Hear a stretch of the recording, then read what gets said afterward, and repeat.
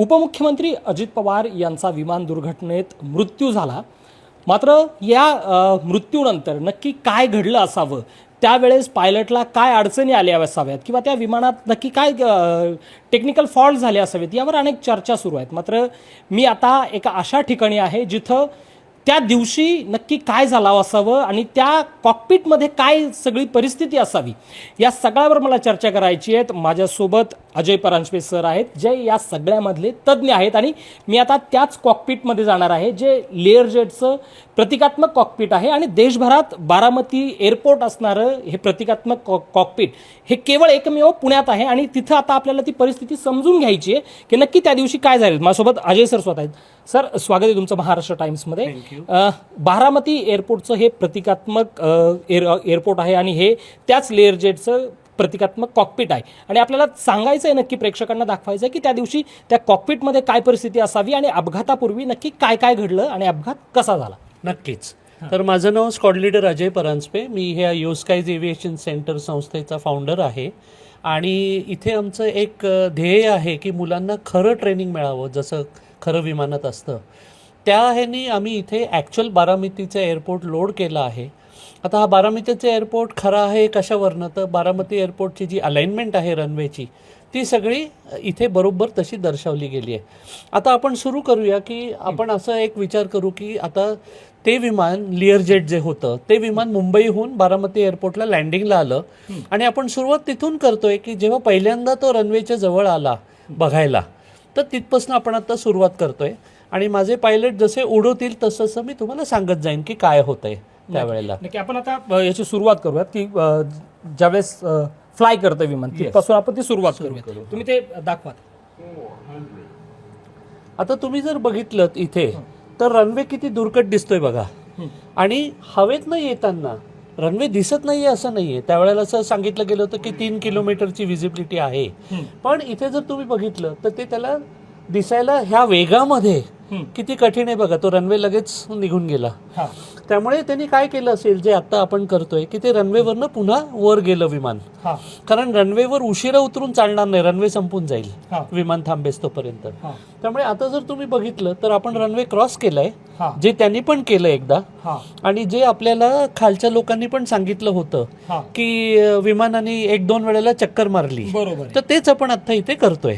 आणि ज्या रनवेच्या, आणि जर तुम्ही बघितलं तर हे ते लिअर जेट विमान आहे, हेच ते विमान आहे जे आपण आता उडवतोय ह्याच्यामध्ये. तर त्याच्यात तुम्ही बघितलं तर ओरिजिनल विमान असं आहे. आणि खालनं जर एखाद्या व्यक्तीने बघितलं असतं तर त्याला असं दिसलं असतं हवेमध्ये. आता ही जी पोझिशन आहे, ज्यावेळेस तो पहिल्यांदा टेक ऑफ तो उतरण्याचा प्रयत्न करत होता आणि त्यानंतर पुन्हा राऊंड करत होता. तर आता तो काय करतोय, आता तुम्ही जर बघितलं तर राऊंड करायला विमानाने डावीकडे वळण घेतलंय. कारण रनवे क्रॉस झाला, लगेच डावीकडे नाही वळतायत, थोडं पुढे जाऊन मग डावीकडे वळलं जातं. तर आपण रनवे खूप मागे राहिलाय आणि आता तो डावीकडे वळलाय कॉकपिट. तर हे सिम्युलेटर असल्या कारणाने आपण कॉकपिटमधनं कसं दिसतं तेही दाखवू शकतो आणि बाहेरनं कसं दिसतंय ते पण दाखवू शकतो. तर आता आपण पुन्हा कॉकपिटच्या दुसरा एक व्ह्यू दाखवतोय की ह्याच्यामध्ये आता पुन्हा पायलटला कसं दिसत असेल, आपण पुन्हा त्या व्ह्यूवर परत आलेलो आहोत. आता हे आहे ती कुठली पोझिशन आहे. आता हे जर मी तुम्हाला जर इथे तुम्ही बघितलं तर हा आपला मॅप आहे. आणि त्या मॅपवर कसं विमान चाललंय हे दाखवलं जातं. तर आता तो त्या रनवेच्या ज्या दिशेने आला होता त्याच्या उलटे दिशेने आता त्यांनी सुरुवात घेतली पुन्हा परत यायला, पुन्हा अलाइन करण्यासाठी. थोडक्यात आपण जसं यू टर्न म्हणतो तसं यू टर्न घेऊन आपण पुन्हा त्या दिशेने चाललेलो आहोत. आणि पुन्हा यू टर्न घेऊन उतरण्याचा प्रयत्न करू. जे खऱ्या ह्याच्यामध्ये पुन्हा उतरण्याच्या ह्याच्यात तो अपघात घडला. तर आता ही फेज कुठली आहे विचारलं तर यू टर्न घेऊन आपण पुन्हा उलटे चाललेलो आहोत. अच्छा, म्हणजे यू टर्न घेऊन आपण पुन्हा रनवेच्या दिशेने आता येतोय. हो. तर जेव्हा तो आला, पहिल्यांदा जेव्हा आला तेव्हा रनवे समोर होता. आता ज्या कंडिशन मध्ये जर इथे बघितलं तर रनवे डावीकडे, कारण आपण यू टर्न घेऊन उलटे चाललो, त्यामुळे तो रनवे इथे डावीकडे गेला. आता इथे डावीकडे बरोबर. तर त्याला आता पूर्ण रनवे जेवढी त्याची लेंथ आहे तेवढी त्याला कव्हर करून थोडं पुढे जाऊन पुन्हा टर्न घ्यायचा आहे आणि पुन्हा प्रयत्न करायचा आहे.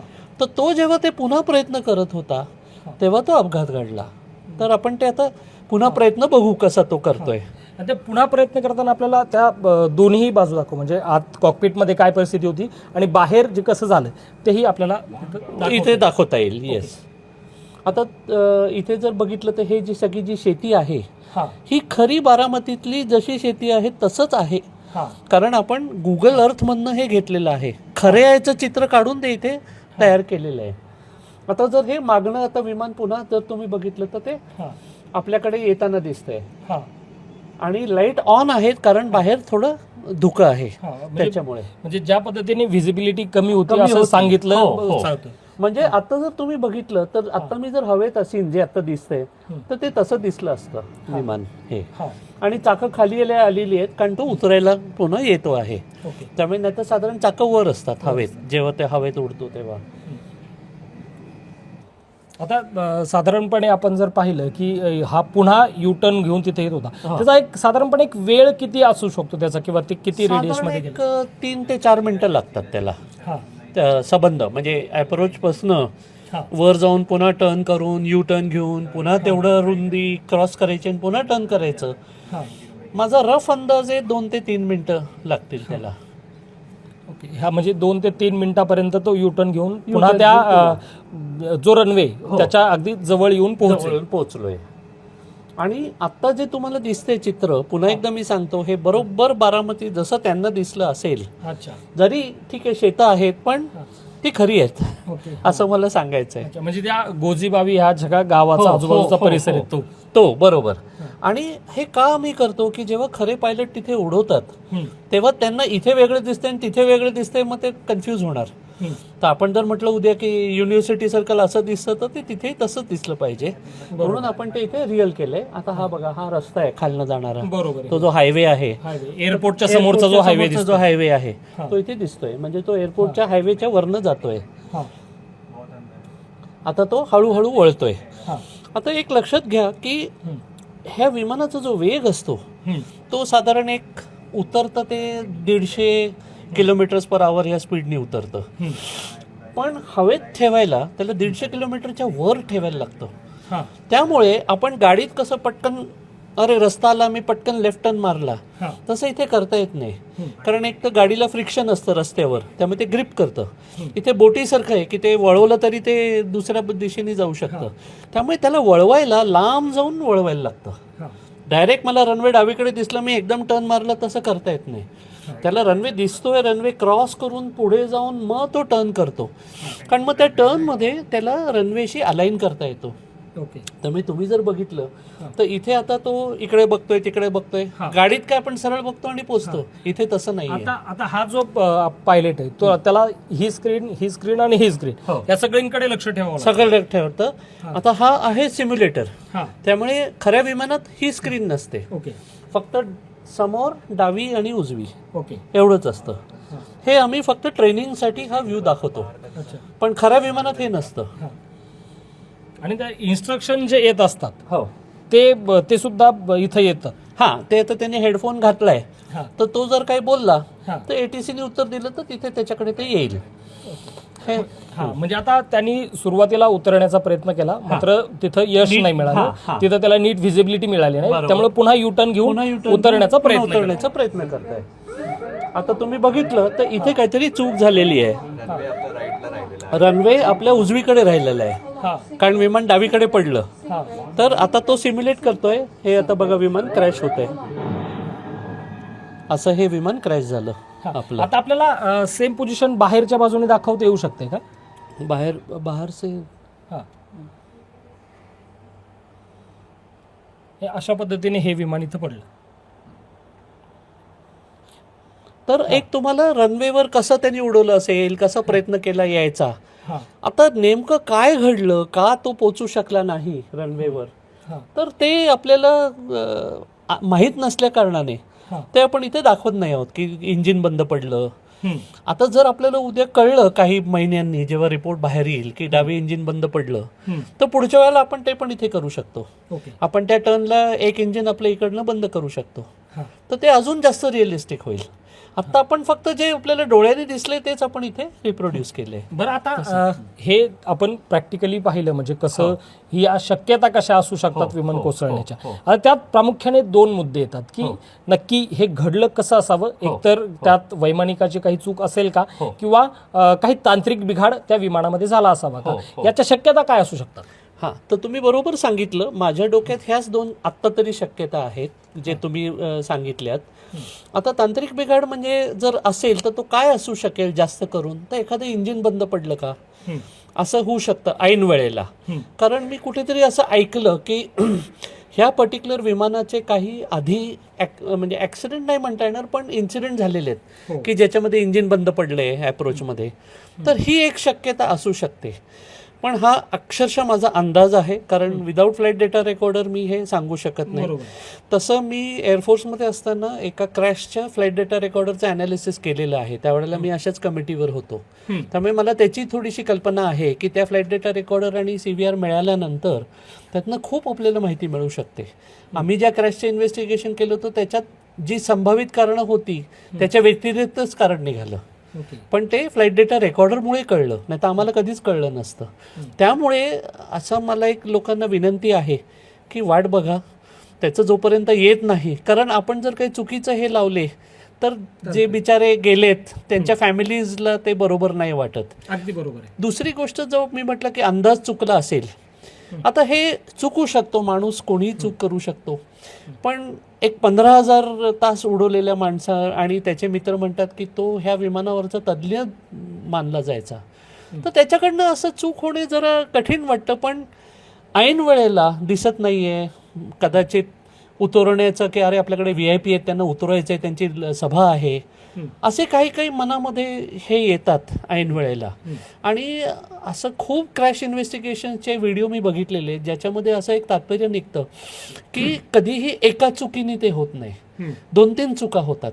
तुम्ही जर एकच चुकीकडे लक्ष दिलं की त्याचा अंदाज कसा चुकला तर बरोबर आहे, 15,000 तास कसं चुकेल, पण त्याच्याबरोबर बाकी पण कारणं घडलेली असतात. त्यामुळे नंतर असं लक्षात येतं की समजा 3 कारणं झाली ज्याच्यामुळे ते घडलं, तर जर त्यांनी मागे बघितलं तर ती 3 कारणं एकदा कधी कधी झालेली असतात पण त्यांनी क्रॅश झालेलं नाही. पण दुर्दैवाने ती 3 कारणं किंवा जी काही 2 कारणं मिळून आली आणि तो अपघात झाला. त्यामुळे असं सांगणं की कुठल्या कारणांमुळे होऊ शकतं, काहीही होऊ शकतं, पण जे दिसतंय डोळ्यांनी त्यातनं हे 2 संभावित कारणं वाटतायत. आणि मुख्य जो तोटा इथे काय होता की जेव्हा पायलटला नीट रनवे दिसत नाही तेव्हा सगळ्या रेग्युलर एअरफील्ड्सवर एक इन्स्ट्रुमेंट लँडिंग सिस्टम नावाची सिस्टम असते जी विमानाशी बोलते आणि पायलटला दर्शवत राहते की तो रनवेच्या डावीकडे आहे का उजवीकडे येताना, का वरती आहे का खाली आहे. त्यामुळे ते त्याला परफेक्ट गाईड करतं. त्यामुळे पायलट आत बघून ते कंट्रोल करतो विमान. अरे मी डावीकडे आहे का मग मी उजवीकडे जातो, अरे खाली गेलो का वर जातो. तर इथे ती सिस्टम नाही आहे. हे एअरपोर्टचंच फेल्युअर म्हणता येईल किंवा इन्फ्रास्ट्रक्चर नाही आहे त्यांच्याकडे ते, कारण it is not a regular airfield ना. त्यामुळे मी त्याला दोष हा शब्द फेल्युअर नाही देणार. मी असं म्हणेन की तिथे नाही आहे ती सोय, कारण कुठलीही एअरलाईन तिथे उतरत नाही. हे प्रशिक्षणासाठी वापरलेलं एअरफील्ड आहे आणि बारामतीच्या जवळ दुसरं एअरफील्ड नसल्यामुळे हे प्रायव्हेट विमानं पण तिथे येत आहेत. प्रायव्हेट विमानांना तिथे उतरायची परमिशन आहे का तर आहे, त्याशिवाय ते उतरणारच नाही. पण एक लिमिटेड त्याचा सपोर्ट आहे त्यांना. उतरतात विमान, आधी पण उतरलेली आहेत तेव्हा काय क्रॅश झालं नाही. पण मुद्दा हा आहे की जर पुढे हा क्रॅश असं जर झालं की त्याचा अंदाज चुकला तर मग इन्स्ट्रुमेंट लँडिंग सिस्टम तिथे असणं गरजेचं आहे.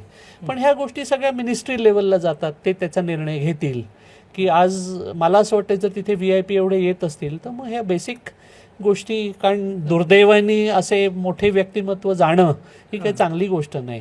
अगदीच अजित पवार यांच्यासोबतच अनेक जिथं मोठे मोठे व्यक्ती होते ते त्या विमानतळावर लँड करायचे आणि अशाच विमानांमधून यायचे. तर तिथं किमान ही व्यवस्था असणं हे गरजेचं आहे की नाही? अगदी 100% गरजेचं आहे. कारण मी असं म्हणतो की ती एक खूप चांगली आज यंत्रणा अवेलेबल आहे आणि जरी हा त्याच्यावर नसेल झाला तरी पुढचं होऊ नये म्हणून तरी ही यंत्रणा तिथे. आणि विशेषतः जर तुम्ही बघितलं तर आज सध्याच्या सरकारचं खूप थ्रस्ट आहे एव्हिएशनवर. जुने सेकंड वर्ल्ड वॉरच्या वेळचे एअरफील्ड जे खराब झाले होते त्याला ते रिन्यू करतायत की लोकांना विमानसेवा मिळावी.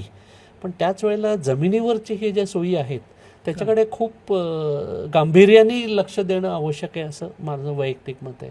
नक्की. आणि जर विमानात जर काही तांत्रिक अडचणी आली असतील तर त्या नक्की काय असू शकतात?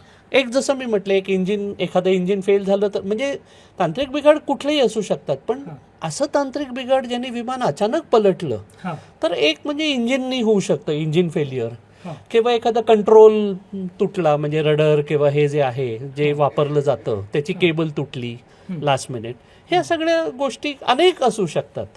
त्यातल्या काही नसतील, कारण काही तांत्रिक बिघाडाने अचानक असं पलटत नाही विमान. हे अचानक जे पलटले त्यातले 2-3 जे माझ्या डोक्यात येते ते म्हणजे एक इंजिन फेल्युअर, ते सुद्धा दोन्ही नाही, एक फेल्युअरनी सुद्धा मग एका बाजूला पलटेल ते डाव्या बाजूला सीसीटीव्ही तुम्ही पाहिला असेल ना, त्या डाव्या बाजूला झुकताना दिसतंय आणि ते लगेच काही सेकंदात खाली कोसळतं. बरोबर. किंवा कंट्रोल म्हणजे ज्यांनी तो वळवतो विमान, रडर पॅडल चालवतो त्यांनी जे कंट्रोल फिरतात त्याच्यामधली लिंकेज तुटली तर त्याचा कंट्रोलच गेला, मग ते विमान अनकंट्रोल पडणार, मग त्याचा पायलटचा काही कंट्रोल राहणार नाही. आणि अशा घटना जेव्हा खूप उंचीवर होतात तेव्हा एक शक्यता असते की त्याला थोडा वेळ मिळू शकतो करेक्ट करायला. हे इतक्या क्लोज होतं जमिनीच्या, लँडिंगला येत होतं.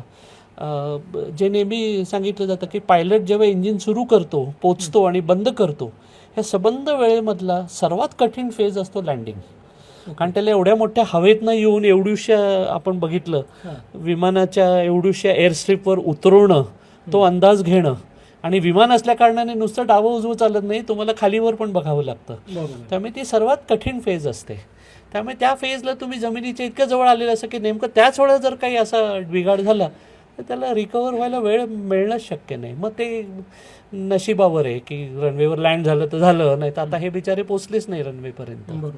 सर, आता तुम्ही बोलताना सांगितलं की तुम्ही एका कमिटीमध्ये होतात या सगळ्या समितीवर, की त्यातून अपघात नक्की कसा घडला होता. आता या अपघाताची कारण समोर यायला साधारणतः किती दिवस लागू शकतात अंदाजे? मिनिमम 3 महिने.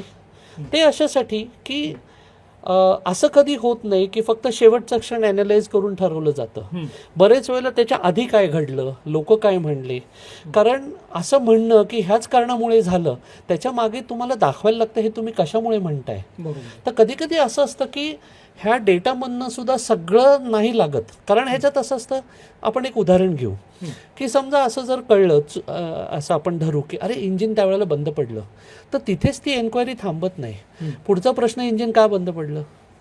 इंजिन बंद पडलं हे कशावरनं तुम्ही सांगताय? तर ह्याच्यामुळे सांगताय. मग इंजिन बंद कशामुळे पडलं? तर पक्षी गेला का त्याच्यामध्ये? आता इथे गेला नसेल कारण लोकांना काही पक्षाचे पंख दिसले नाही. तर असं ते पुढे पुढे पुढे नेत जातात. कारण ह्याच्या बेसिसवर ठरतं की हे पुन्हा अपघात होऊ नये म्हणजे काय करायला पाहिजे. त्यामुळे त्याच्यात एलिमेंट्स येतात, मग त्या पायलटच्या डोक्यावर काय प्रेशर होतं का, अशा सगळ्या गोष्टींचा विचार करून, आणि खरं तर त्या डेटावरनं पूर्ण ही स्टोरी जशी आज आत्ता आपण बघितली ती जास्त ॲक्युरेटली तिथे अशी ती स्टोरी बनवली जाते, जणू ते पुन्हा घडतंय. सो त्याला खूप वेळ लागतो. तर 3 महिने तर कमीत कमी, 6 महिने ते 1 वर्ष पण लागू शकतो.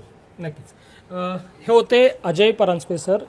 त्यावेळेस नक्की काय घडलं असावं, अजित पवार ज्या विमानात होते तो अपघात घडताना नक्की काय घडलं असावं, जर इंजिन बंद पडलं असावं तर ते कसं बंद पडलं असेल, आणि याच कॉकपिटमध्ये नक्की काय घडलं होतं, अपघात कसा हा सगळा झाला याचं प्रात्यक्षिक आहे ते आपण या ठिकाणी पाहिलंय. Abhijit Darade, Maharashtra time online, Pune.